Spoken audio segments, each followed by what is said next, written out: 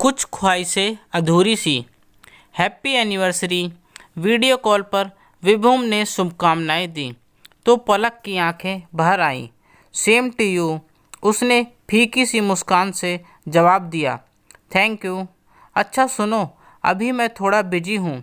हम वीकेंड पर तो मिल ही रहे हैं ना। तुम पार्टी के सारे अरेंजमेंट देख लेना, कोई भी कसर ना रह जाए। मेरे कुछ विदेशी क्लाइंट भी इसमें शिरकत करने वाले हैं। विभुम ने लैपटॉप पर ही नज़रें गड़ाए अपनी बात कही और कॉल डिस्कनेक्ट हो गई। गालों पर बह रहे आंसुओं को पोंछने की कोशिश भी नहीं की पलक ने। एक बार भी दिखते ही कहाँ हैं उसके आंसू किसी को। थोड़ी देर तक अपनी ख्वाहिशें का मातम मनाकर उसने खुद को संवारा और मंदिर जाने के लिए घर से निकल गई। गाड़ी मंदिर के बाहर रुके 10 मिनट हो गए थे, पर पलक अभी तक अंदर ही बैठी थी। सामने लगी छोटी सी फूलों की दुकान पर बैठे जोड़े को वो बड़ी हसरत से निहार रही थी। अभी 5 मिनट पहले ही तो ये मालिन अपने बच्चों को स्कूल भेजकर दुकान आई है।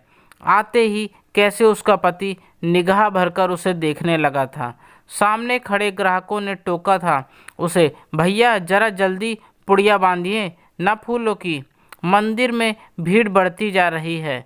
उसने झेपते हुए अपने हाथ जल्दी चलाने शुरू कर दिए थे, पर निगाहें उसकी अपनी पत्नी पर ही टिकी हुई थीं।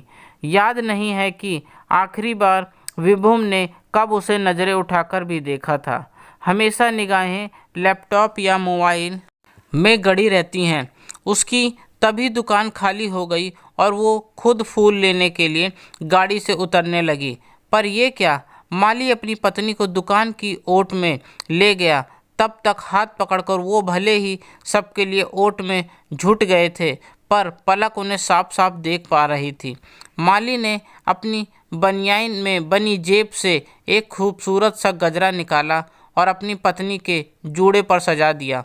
वो गजरा देखकर ऐसे खुश हो रही थी जैसे हीरो का हार पहना रहा हो पति।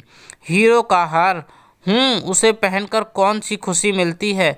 हर साल की तरह इस बार भी विभुम उसे देगा ही कुछ महंगा तोहफा, पर सबके सामने इम्प्रेशन जमाने के लिए।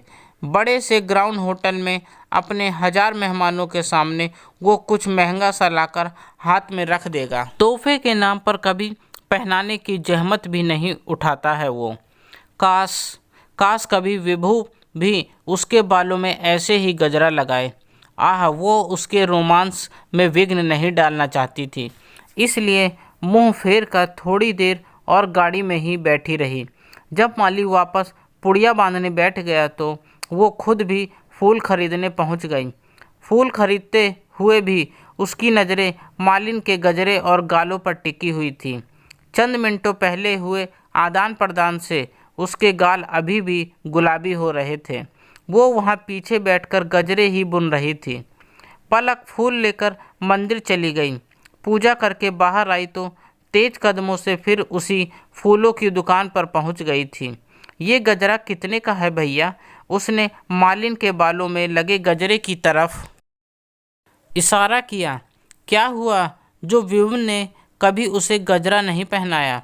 इतनी बड़ी ख्वाहिश भी नहीं है कि पूरी ना हो सके। पूजा करते हुए उसके मन में विचार आया था। मैडम 100 रुपये का एक है, जितने मर्जी चाहे ले जाइए। माली डालियां से गजरे छांटता हुआ बोला। नहीं भैया, ये वाले नहीं, वो जो आपकी पत्नी ने पहना है ना, वैसे वाला चाहिए। पलक की ख्वाहिश जुमा पर आ गई थी। ओह अच्छा मैडम। सिर खुजाते माली के गाल भी गुलाबी हो गए। कितने क्यूट हैं ये दोनों, पलक सोचकर मन ही मन हंस पड़ी। वो तो मैडम हम बनाते नहीं हैं, रोज़ महंगा बनता है तो उसकी बिक्री नहीं है। वो तो आज रूपा का जन्मदिन है तो माली अभी भी शर्मा रहा था। अच्छा, ओह तो भैया आप ऑर्डर पर बना दोगे? पलक ने पूछा। बिल्कुल मैडम, जितने पीस आप बोलो, हम तो बहुत सप्लाई देते हैं इस गजरे की, पर बनाते ऑर्डर पर ही हैं। माली की बात का मतलब समझकर पलक ने 500 रुपये उसे पकड़ा दिए। उसने दिन और समय पूछ लिया और पलक चहकती हुई घर वापस आ गई अच्छा ही है आज नहीं मिला, उस दिन विभू से ही लगवा लूँगी बालों में गजरा। फंक्शन की पूरी तैयारी पलक ने दोगुने जोश से की। वीकेंड आया और विभू शहर वापस आ गया, पर अभी तक घर नहीं आ पाया था। वो सभी विदेशी क्लाइंट्स के ठहरने और स्वागत की तैयारियों में व्यस्त था। बेचारा पलक ने बहुत महंगी डिजाइनर साड़ी पहनी और अपनी हेयर स्टाइलिस्ट से गजरे के हिसाब का जूड़ा बनवाया। उसने ड्राइवर को स्पेशली गजरा लेने मंदिर भेजा। वो घर से निकलने के लिए एकदम तैयार थी, बस विभू का इंतज़ार था। बस एक बार वो आकर मेरे बालों में ये खूबसूरत गजरा लगा दे, हम साथ में ही यहाँ से निकल जाएंगे। छोटी ही सी ही तो ख्वाहिश थी बेचारी की, पर विभू नहीं आ पाया। उसने अभी भी आस छोड़ी नहीं थी। डालियाँ साथ लेकर पहुँच गई वो 5 स्टार होटल। मिलते ही गजरा पहन लेगी वो विभू से। वहाँ गाड़ी से उतरते ही विभू उसे मेहमानों से मिलवाने लगा। सुनो विभू, ये जरा मेरे बालों में।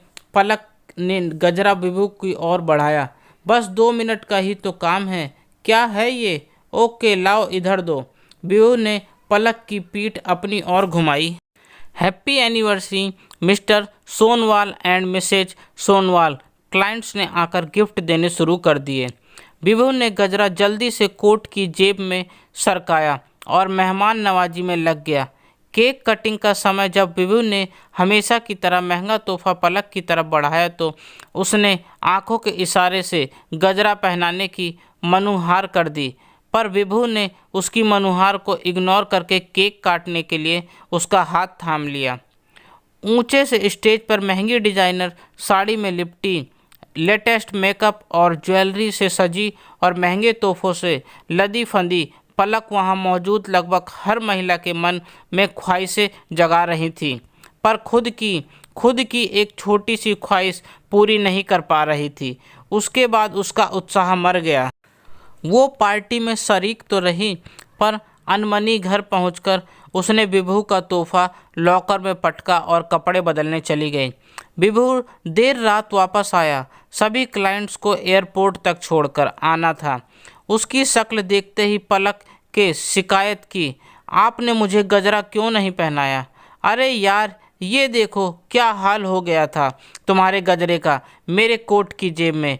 विभू ने तुड़ा मुड़ा काला पड़ गया गजरा पलक को दिखाया। ओहो, गजरे की हालत देखकर पलक सोच में पड़ गई। शायद गजरा लगाने की ख्वाहिश उसके लिए बनी ही नहीं थी। वो तो जालीदार बनियान की जेब वालों के लिए ही सुरक्षित थी।